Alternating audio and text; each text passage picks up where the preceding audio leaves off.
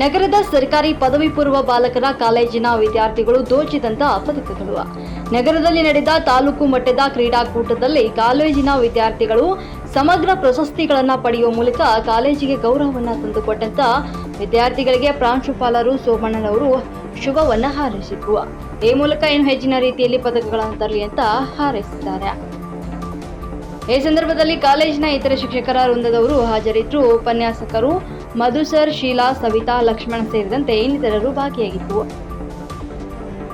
ವರದಿ G ಸಾಮುವೇಲ್, news 24 Kannada, Chamarajanagar.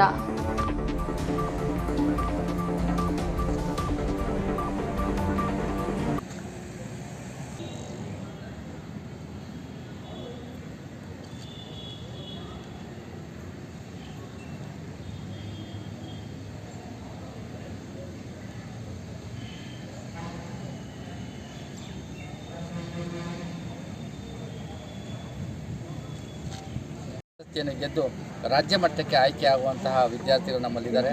ಈಗಾಗಲೇ ಸುಹಾಸ್, ಚಿನ್ಮಯ್, ಮನೋಜ್ ಇವರು ರಾಜ್ಯ ಮಟ್ಟಕ್ಕೆ ಆಯ್ಕೆಯಾಗುವುದರಲ್ಲಿ ಯಾವುದೇ ಒಂದು ಸಂಶಯ ಇಲ್ಲ ಅನ್ನೋ ಒಂದು ಮಾಹಿತಿಯನ್ನು ತಮ್ಮ ಗಮನಕ್ಕೆ ತರ್ತಾ ಇದ್ದೀವಿ.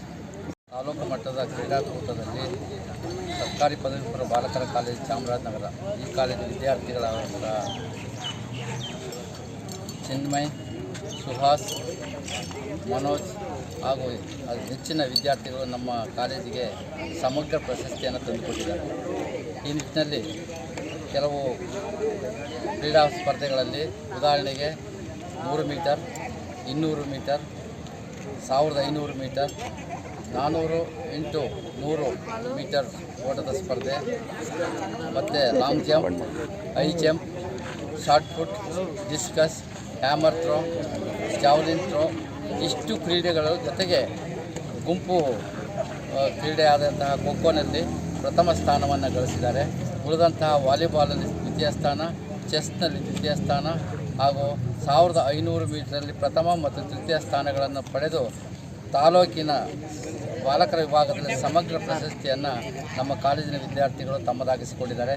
ಈ ಸಂದರ್ಭದಲ್ಲಿ ವೈಯಕ್ತಿಕ ಪ್ರಶಸ್ತಿಯನ್ನು ಸಹ ಬಾಲಕರ ವಿಭಾಗದ ವೈಯಕ್ತಿಕ ಪ್ರಶಸ್ತಿಯನ್ನು ಸಹ ನಮ್ಮ ಕಾಲೇಜಿನ ವಿದ್ಯಾರ್ಥಿಗಳು ಪಡೆದಿದ್ದು, ಈ ಸಂದರ್ಭದಲ್ಲಿ ಎಲ್ಲ ವಿದ್ಯಾರ್ಥಿಗಳಿಗೂ ಕಾಲೇಜಿನ ಪರವಾಗಿ, ಉಪನ್ಯಾಸಕ ಮಿತ್ರರ ಪರವಾಗಿ ಹಾಗೂ ಎಲ್ಲ ಸಿಬ್ಬಂದಿಯ ಪರವಾಗಿ, ಕಾಲೇಜು ಅಭಿವೃದ್ಧಿ ಸಮಿತಿಯ ಪರವಾಗಿ ತುಂಬು ಹೃದಯದ ಅಭಿನಂದನೆಗಳನ್ನು ಸಲ್ಲಿಸ್ತಾ ಇದ್ದೀನಿ.